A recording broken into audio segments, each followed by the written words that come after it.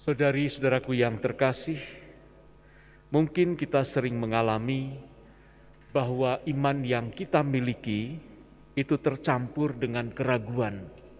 Ketika kita menghadapi sesuatu, entah kesulitan, entah ketidakberdayaan kita merasa punya iman, tetapi juga ada keraguan yang muncul bersamaan dengan itu.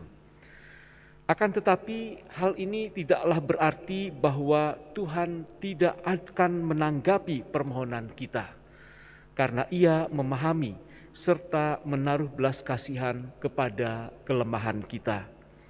Kita harus mengakui kekurangan iman kita serta berdoa agar Ia memberikan iman yang kita butuhkan.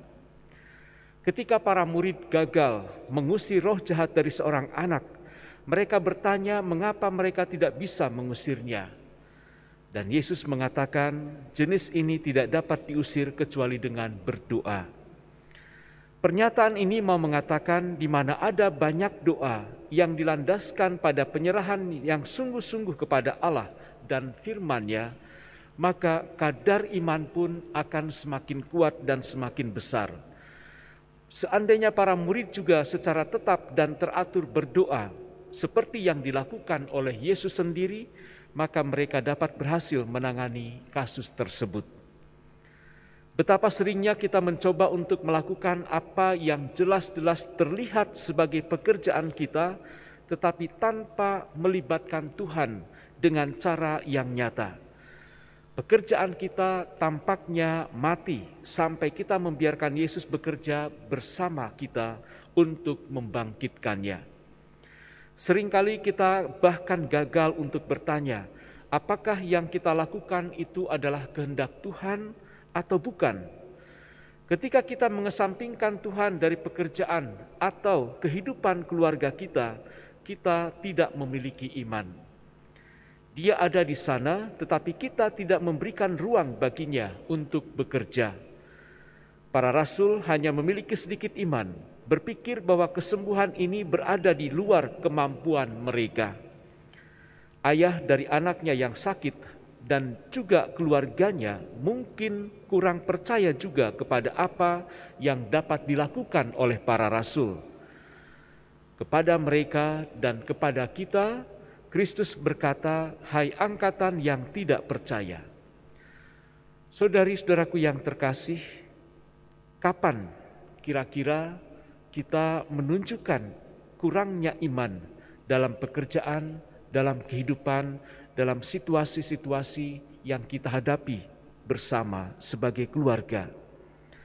Yesus menggunakan setiap situasi untuk menanamkan iman.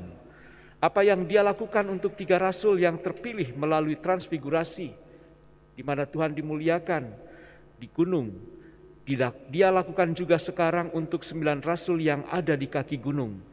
Ia mengizinkan mereka gagal untuk mengajarkan iman kepada mereka. Ia menguji sang ayah, jika engkau dapat, tidak ada yang mustahil bagi orang yang percaya. Dan ia menginstruksikan kepada semua rasul tentang perlunya berdoa. Saudari-saudaraku yang terkasih, seruan tulus dari sang ayah adalah yang dibutuhkan Yesus untuk mengusir roh jahat. Orang itu menegaskan kembali imannya sambil mengakui kelemahannya. Seberapa seringkah kita menganggap bahwa iman kita sudah cukup, sementara kita menyalahkan Tuhan atas apa yang terjadi di dalam kehidupan kita. Percaya itu tidak mudah. Hal ini membutuhkan pengakuan yang konstan akan keterbatasan kita, ketidakmampuan kita untuk memahami banyak kejadian dan tantangan. Yesus menegur kita ketika kita kurang usaha dan kita berhenti untuk percaya. Aku percaya, tolonglah aku yang tidak percaya ini. Pengakuan dari ayah anak yang sakit ini, yang sungguh rendah hati, bersandar pada kebesaran kuasa Allah dan kasih-Nya yang menyeluruh. Apakah kita juga percaya bahwa segala sesuatu mungkin terjadi jika kita sungguh percaya dan berserah kepada Tuhan? Mari saudari-saudaraku yang terkasih, Tidak ada yang tidak mungkin bagi orang yang percaya kepada Tuhan.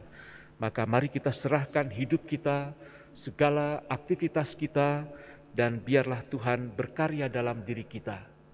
Tuhan memberkati.